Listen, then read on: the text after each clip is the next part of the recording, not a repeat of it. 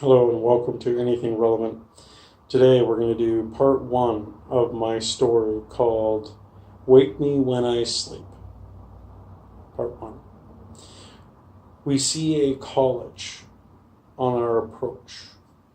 We see the dormitory buildings. We see students milling about playing frisbee. It's noon, it's summertime.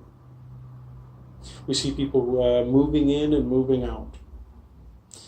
And we're going to follow along with Luke Vankar. Luke Vankar is just enrolled from another college. He's come to this university to further his education. He's studying psychology. He's studying human behavior, sociology. He's into some chemistry and biology.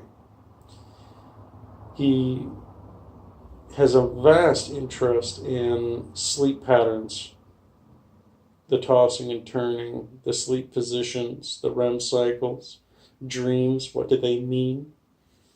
He's always had, as far back as Luke could remember, a very interesting relationship with his dreams. When he found out about lucid dreaming and taking over your dreams, he was deeply fascinated. He had had a couple of experiences, he thought. A couple of times where he did. He wasn't quite sure. Now he can't even remember the dream. But he could have sworn. So we see Luke with boxes and a big backpack walking away from his parked vehicle. He enters the dorm building, goes up the stairs, hears the little bit of the chaos in the hallways of people packing up and leaving for the summer, or people just like him moving in.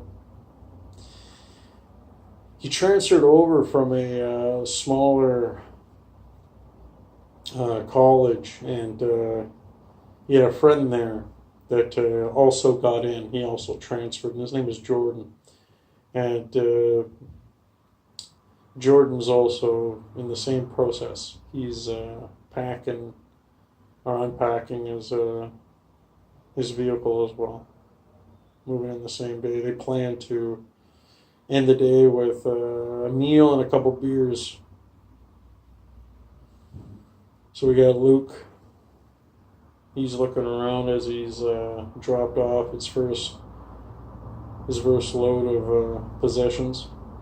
He shuts his door, looks down the hall, both sides, nods, bounces his keys in his hands, put them in his pocket, goes back down the stairs again, going for the last load. And when he's reaching into the back of his car with the trunk open, from behind him, standing beside a tree in the distance, there's a darkly cloaked figure staring at him. No one else seems to notice.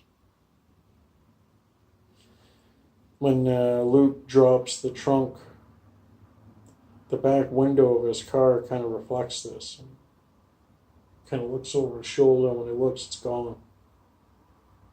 Kind of had his hairs up on end for a moment. Then he hears, "Incoming!" Then he turns and, just in the last moment, squints one eye, ducks out of impulse and reaction, and just misses a frisbee, and it hits his car and bounces off. And it's this curly-haired redhead. Big old nest of hair that she has tied up behind her. She's smiling at him, green eyes, freckles. She was going to go reach for the frisbee, but it's between Luke and the car. She didn't want to reach past him or around him. She's smiling and apologizes and asks, can I get my frisbee, please?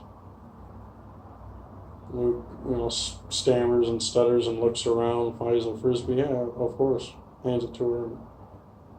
She smiles at him, says thanks, and lingers the smile a little bit before running off.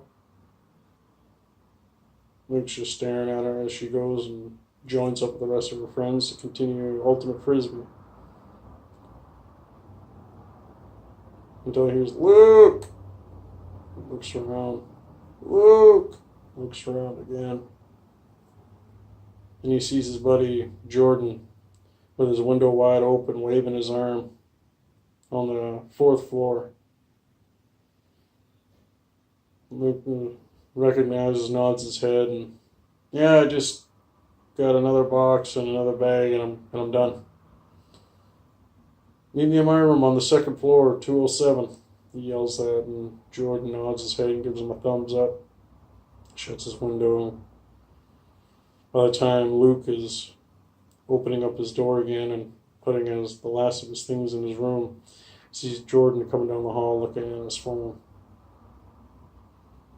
They enter his room, and Jordan's like, "Well, where do you want to go eat? I've been looking, we got a bar on campus. It's called The Den. Or we can go to a pub. It's like a 5-minute walk from here. Or we can just go to like a big chain restaurant. Serves alcohol. What do you want to do?" Luke said, "Why don't we go to The Den?" Then he looks over at Jordan. Jordan's like, "All right, might as well break it in at some point." So they both, Luke starts to unpack some of his things and put on some nicer clothes. And Jordan leaves to go do the same. And Luke decides to go to the washroom, clean up. He's a little tired. He's been tired all day, driving all day, now unpacking, the heat. It's been a long day. So while washing his face, looking into the mirror, he's not seeing what he's seeing. He's washing his face, his eyes are covered, but behind him is that same cloak figure, standing over him, taller than him. Luke bends down and throws more water on his face, and he's rubbing his eyes, more water on his face. Grabs his towel. He just smothers his face with his towel to dry off and rub the day off, the grip from the road, the sweat. And when he looks into the mirror, it's just him. It's just him. So he collects his things, go back to his room, standing in his closet, staring at him, same cloak figure.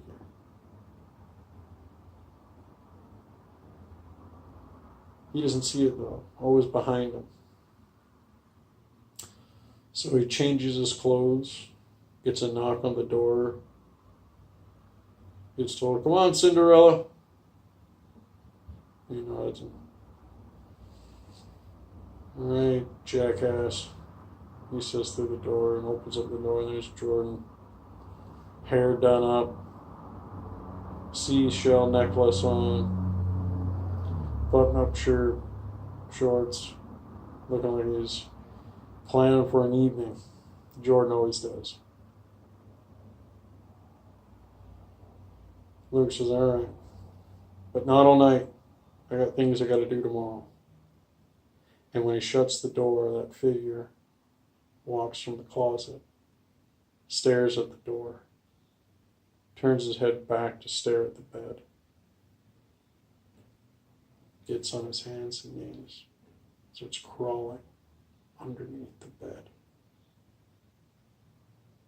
That's part 1. And thank you for dropping by. I hope you enjoyed it, and I hope you enjoy the next installment. Have a good day.